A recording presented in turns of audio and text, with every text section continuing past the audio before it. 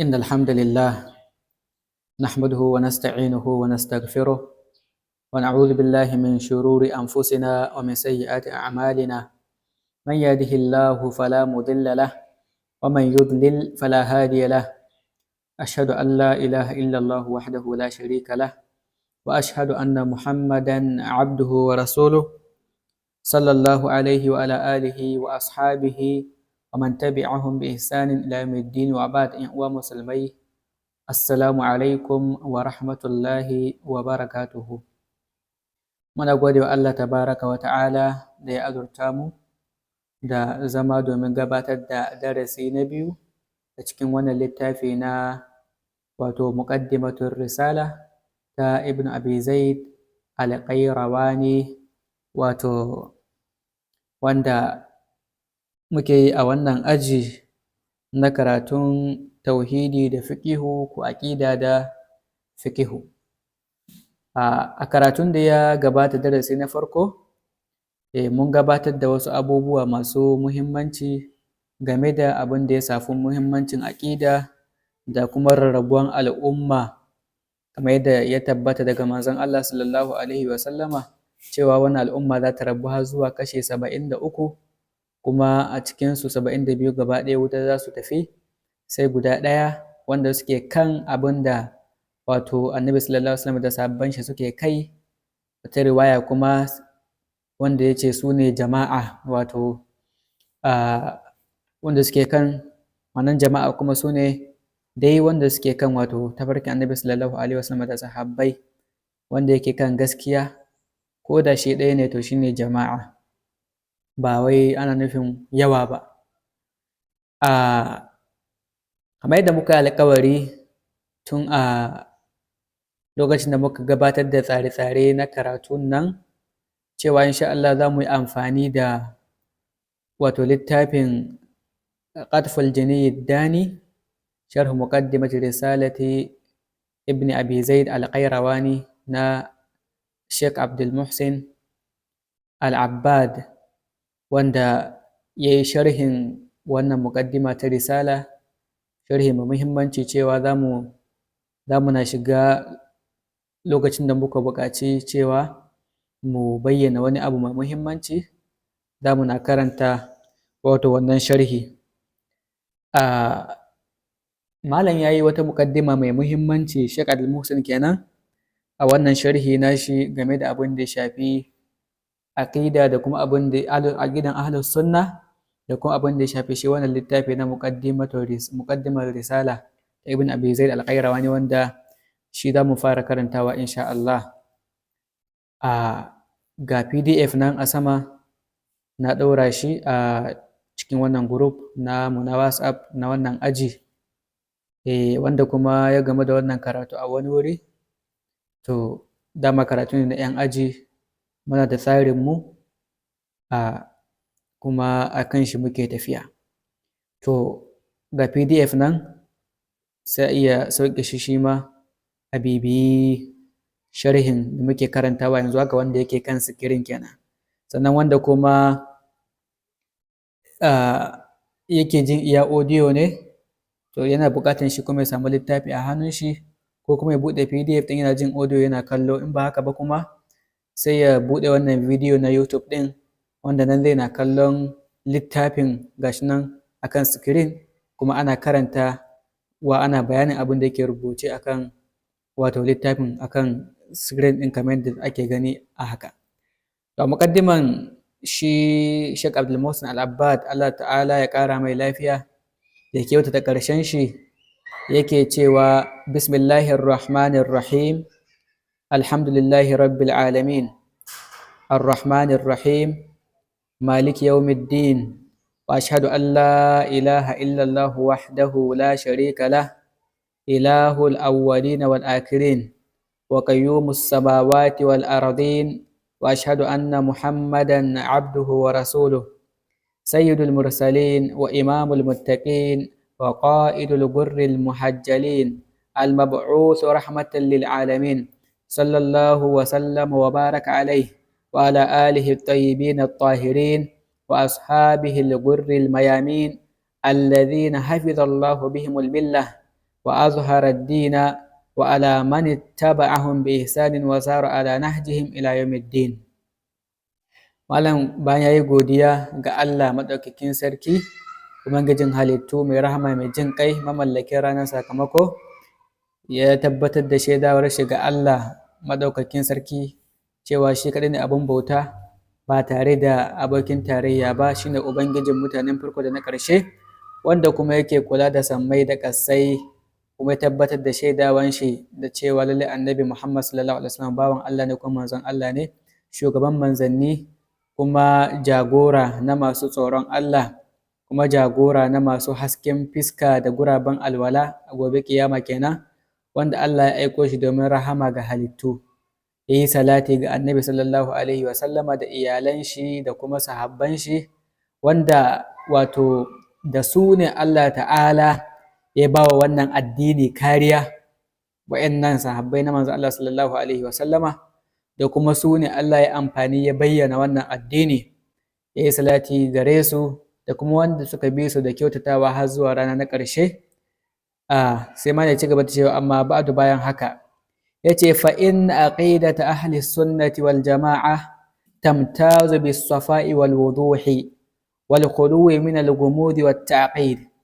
Ya ce bayan haka, bayan godiya ga Allah da salati da annabi sallallahu alaihi wasallam da sahabbai da iyalan shi, ya ce lallai aƙida ta ahlus sunna wal jama'a ta bambanta, ta samu wani fifiko da bambanci ta hanyar kasancewarta tana da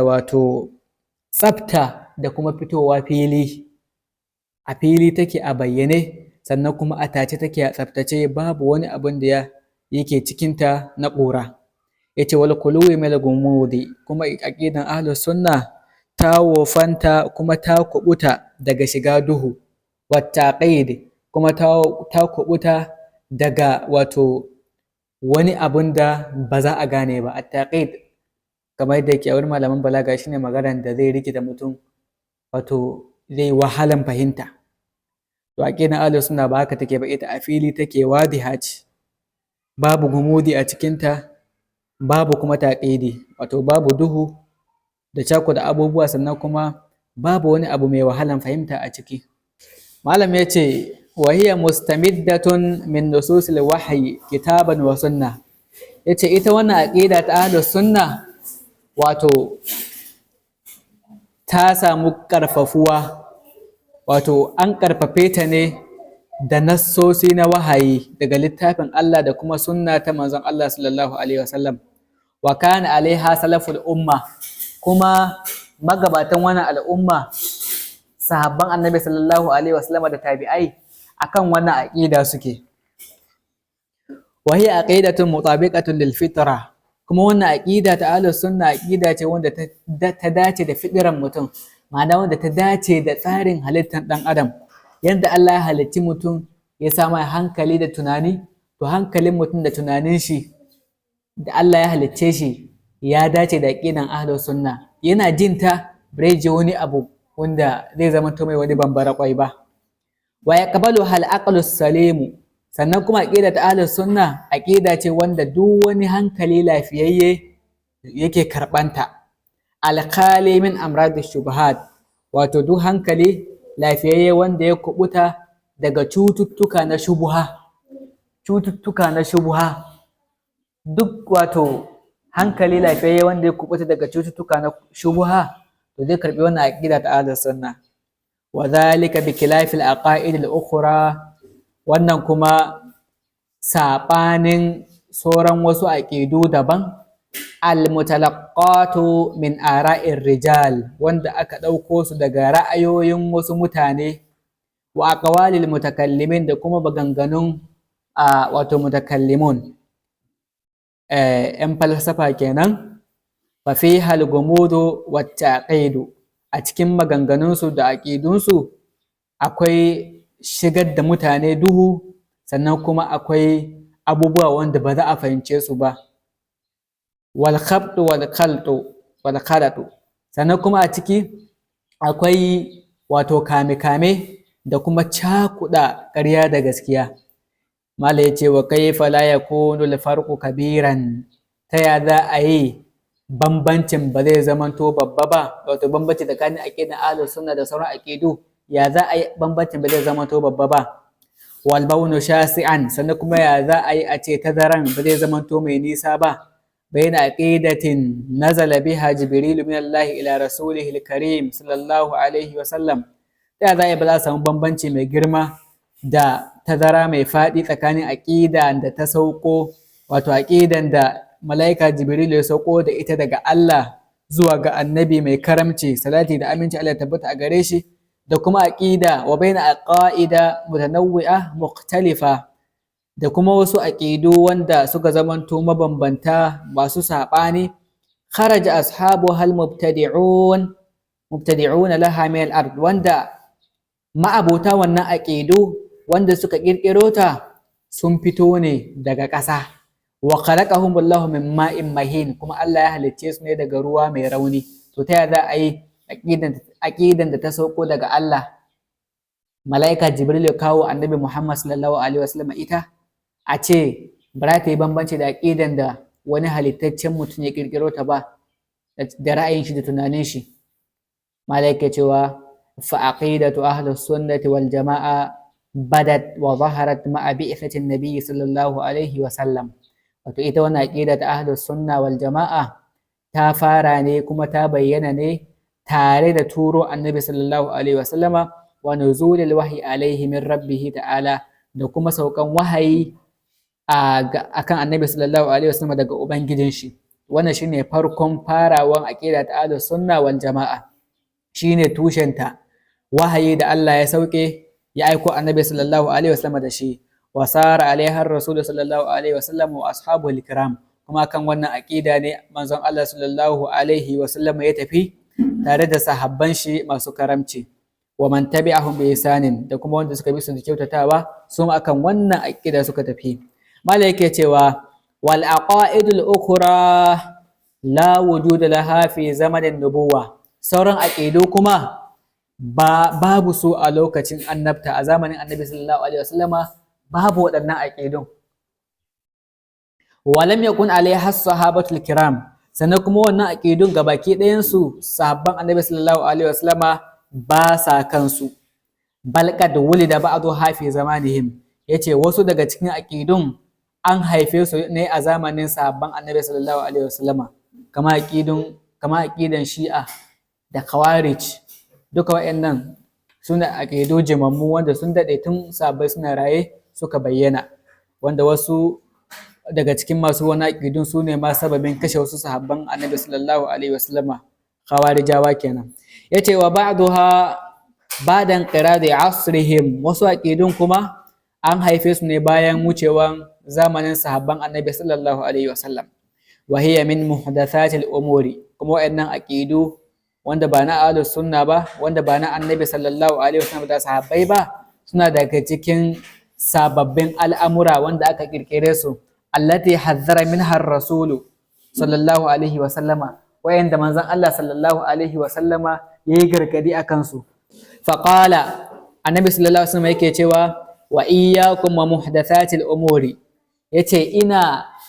gargadan ku da sababbin al'amura, ina jan kunnanku, ina gargaɗinku,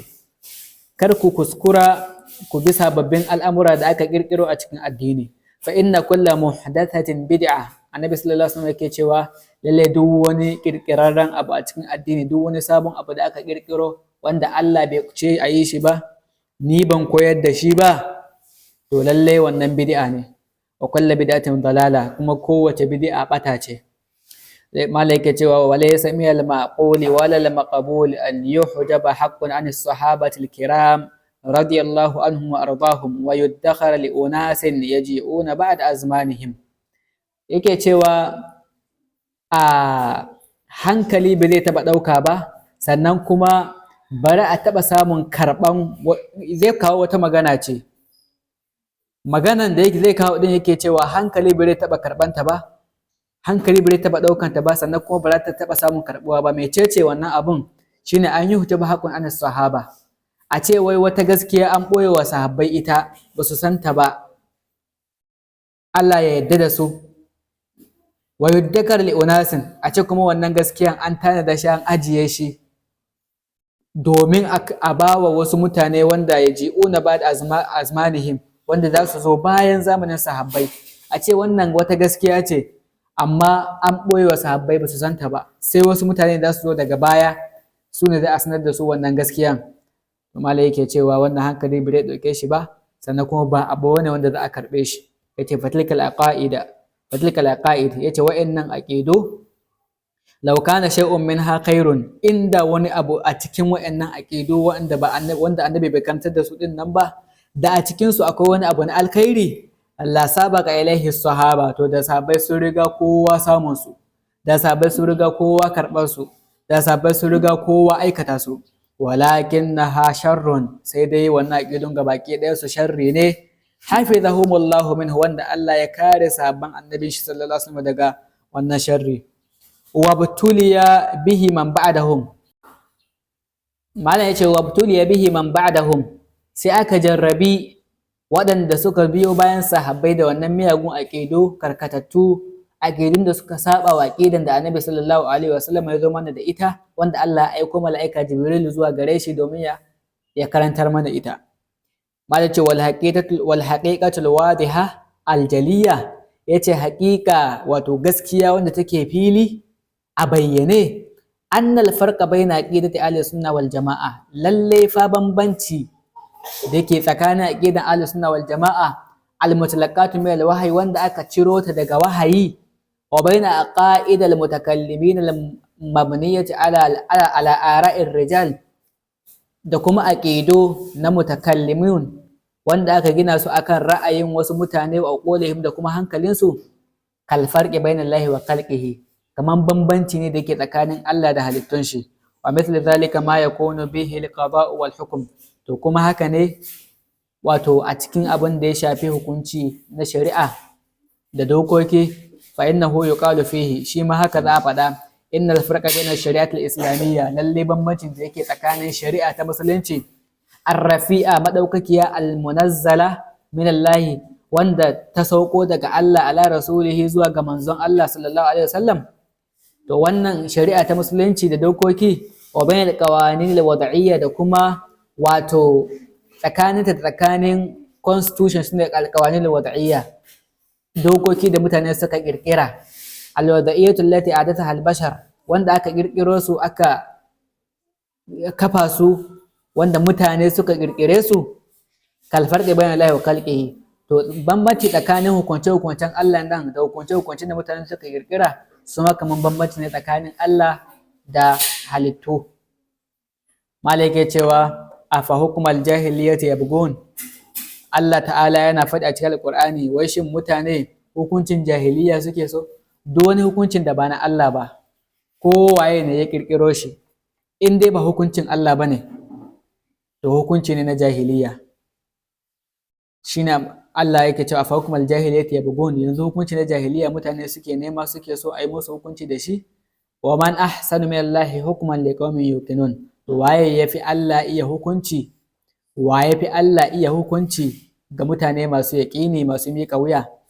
Malam yace fa ma ba uquli kathirin minan nas, to menene wai ya samu hankalin da yawa daga cikin mutane ta gufulu an hadil haqiqatil wadiha, take gafala, take watsi da wannan gaskiya wanda take fili aljaliya, wanda take bayyane,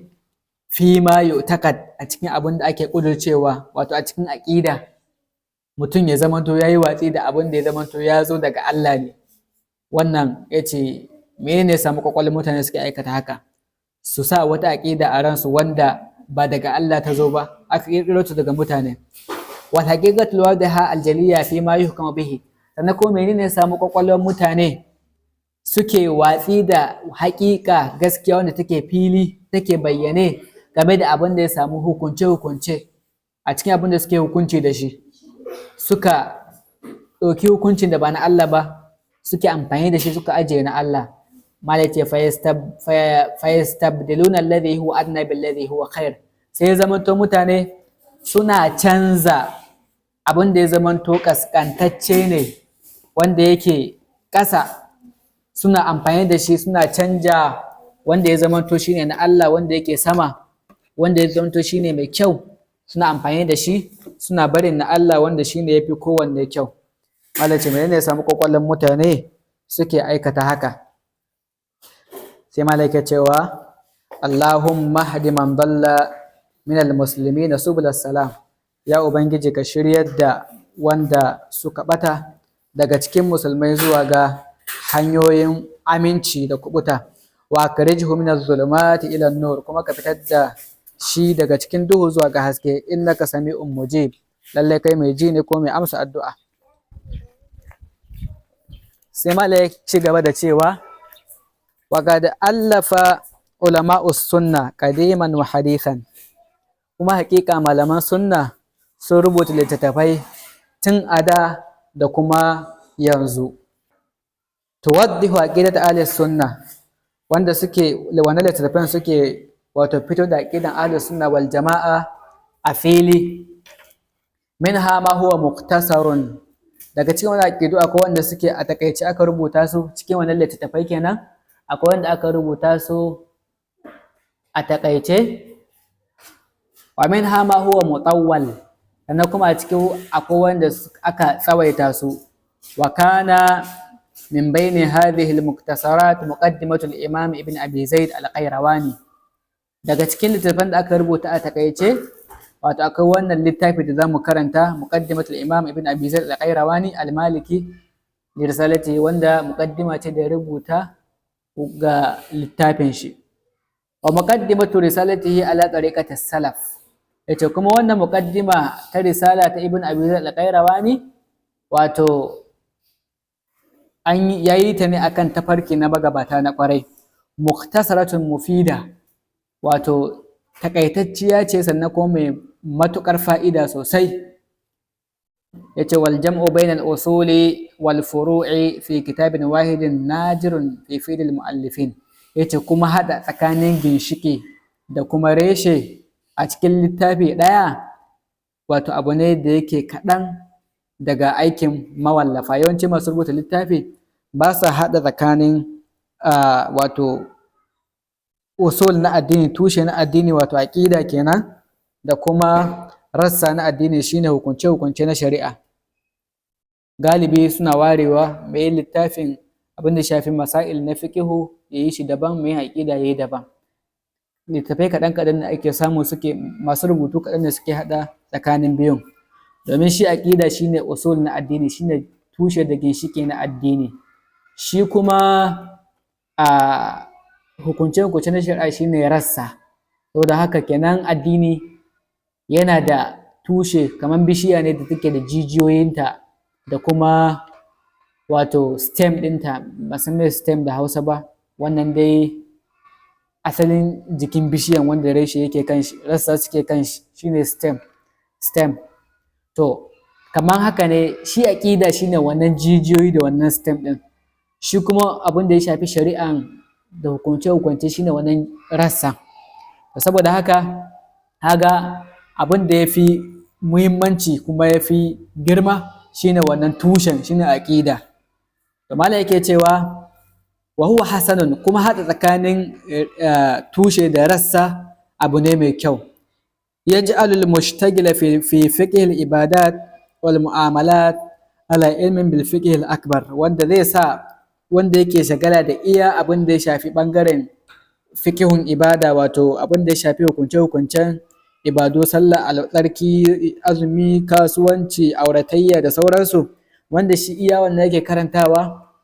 to dai zama to an hadda abin da ya shafi aqida a littafi daya, wato shi ma zai sa ya zamanto ya san abin da ya shafi al-fiqhul akbar. Ma'ana wanda ya shagala da fiqhul ibada, idan an hada fiqhul ibada shine wanda shine al-fiqhul asghar, karamin fiqhu, aka hada shi da al-fiqhul akbar shine aqida, to wanda shi damuwan shi fiqhun ibada ne, karamin fiqhu, to shi ma zai samu ilimi na babban fiqhu alladhi huwa al-aqidatu ala tariqati salaf, wanda shi fiqhul akbar din kuma shine aqida akan wato tafarkin magabata. Wa hiya ma'a wajazatiha wa qillati alfaziha tubayyinu bi wuduhin al-aqidata as-salima, yace wannan littafi na muqaddima ta risala ta Ibn Abi Zaid al-Qayrawani tare da cewa ga tanan yar kadan da lafuzan ta yan kadan amma duk da haka tana bayyanawa a fili, tana bayyana aqida wannan aqida kubatacciya ta ahlus sunna din nan. Wato wani littafi karami mai lafuza kadan yana bayyana wannan aqidan, yana fito da ta fili. Al-mutabiqatu lil fitra, wanda ta dace da wato fitira ta mutane. Al-mabniyatu ala nususil kitabi was sunna, wanda aka gina ta akan nassosin littafin Allah da sunnan manzo Allah sallallahu alaihi wasallam. Yace wa hiya shahidun wadihun lil maqulati al mashhura. Wannan littafi dan karami wanda yake dauke da fa'ida mai yawa, wato shi littafin shaida ne a fili game da wata magana da ta shahara. Akwai wata magana da ake faɗi game da abin da ya shafi wato maganganu da rubuce-rubucen magabata da kuma maganganu da rubuce-rubucen 'yan baya, cewa wato inna kalamas salaf qalilun kathirul baraka, maganganun magabatanmu ɗan kaɗan ne amma kuma mai albarka, mai yawan albarka. Wa kalamul mutakallimin, maganganun wato mutakallimin kuma 'yan falsafa ahlul kalam, su kuma maganganun su kathirun, maganar su mai yawa ne, qalilul baraka amma babu albarka. Wa min amsalati ma fi hadhihi al-muqaddima, to yan uwa, a kasancewar mun yi alƙawarin karatun mu bai da tsawo ba, nan mun zo ta gaba da malam zai shiga bayani akan shi wannan maganganun magabata wadda ta zamanto 'yan kaɗan mai albarka. Zai yi misali a kansu da kuma maganganun alul kalam wanda suka kirkiro aƙidu da ta saba wa ta'ala sunna, aƙidun magabata. Za mu ji maganganun su kuma da ba mu misali, maganganu ga yawa amma ba albarka ba ma'ana ma. Saboda haka wannan gaba ce za mu tsaya akan ta insha Allah. Idan mun zo karatun gaba sai mu karasa, saboda mun yi alƙawarin cewa karatun ba zai na yin tsayi ba. A kuma shi wannan abin da muke karantawa na wannan muƙaddima din ya da muhimmanci ne, domin kafin a shiga cikin littafin mutum za a haska mai ma tukunna wai menene duniyar aqidan makaran kanta, ina ne aka dosa, ina aka fito, kuma ina za a je. A san cewa akwai abubuwa da yawa wanda ba ƙaramin abu bane, sannan bayani akan aqida wato ba ƙaramin muhimmanci yake da shi ba, domin akwai abubuwa da yawa da ba a sani ba wanda su suke jawowa ake ganin shi ilimi na aqida ta ahlus sunna din nan ba wani muhimmanci yake da shi ba, wanda kuma shine wajibi na farko da yake kan bayi. Sallah da azumi da muke gabaki daya ba su kai wannan tsada ba, dukkan su cikato ne na aqida. Duk wata ibada da za ka yi komai girmanta, to ita cikato ne na aqida. Aqidan shine asali, su sauran mabiyan aqida ne. Allah subhanahu wataala ya samu gane, ya datar da mu, ya sanya mana albarka a wannan karatu da kuma azurta mu da fahimta. Ko da mutum baya cikin wannan aji za a iya tura musu su saurara su ji. Ga mutane da suna ta roƙo, za ku na ganin ina buɗewa wasu suna yin joining. So bayan da aka iya, ilimi ne na addini wanda ake son kowa ya fahimta, ba a rowan shi. Amma yadda Al-Hafiz Al-Hakimi yake cewa wa marhaban kulli man ya'tika yatlubuhu, duk wanda ya zo wurinka yana neman wannan ilimi na addini, inda Allah ya baka to ka mai maraba, ka karɓe shi hannu bibbiyu ka bashi. Ba abu bane wanda ake rowan shi ko ake hana shi a ce iya wani za a ba banda wani. To amma kuma idan ba mu sa tsarin ba, to kuma tafiyan ajin namu zai zamanto da matsala. Ba gaskiya dai, ko da mun ba da dama, inda an samu an yi karatuka guda 3 zuwa 4 a kowane darasi, fiqh da aqida, to gaskiya duk wanda zai zo daga baya sai dai ya haƙuri. Don abin da nake yi shine, duk wanda ya zo daga baya, dama kamar da kuka sani ina sa wa kowa namba, na san wanda suka zo daga baya, to ina bin su in tura musu ta private karatun da ba su same shi a group ba a farko, su bibiye shi su ji, saboda kare ya wuce su. Amma an yi nisa gaskiya, sai dai in fidda wata sanarwa, in buɗe wani group daban, idan mutane sun zo sun shiga sai a musu forwarding wannan karatukan, tunda ba sake wani sabo za a yi ba wani wahala, sai in tura musu shi kawai a group din. Saboda haka muna roƙo Allah ta'ala ya sanya mana albarka, ya sa kuma wannan shine sababin samun yardan ubangijinmu. Game da abin da za mu yi, idan ubangijinmu bai yarda da shi ba, bai karɓe shi ba, to wallahi ya zama to asara mai girma. Yan uwa sai a taya mu addu'a gabaki ɗaya, karatun da muke yi Allah ya sa ya zamanto karɓaɓɓe ne a gare shi, sannan wanda suke sauraro su ma Allah ya sa ya zamanto karɓaɓɓe ne a gare shi. Allah ya karɓa mana gabaki ɗaya ya kuma amfanar da mu da abin da muke karantawa, ya sa kuma mu tashi a cikin tawagan Annabi sallallahu alaihi wasallam wanda suke kan wannan lafiyayyar aƙida. Allah subhanahu wa ta'ala ya sa mu dace. Wassalamu alaikum wa rahmatullahi wa barakatuhu.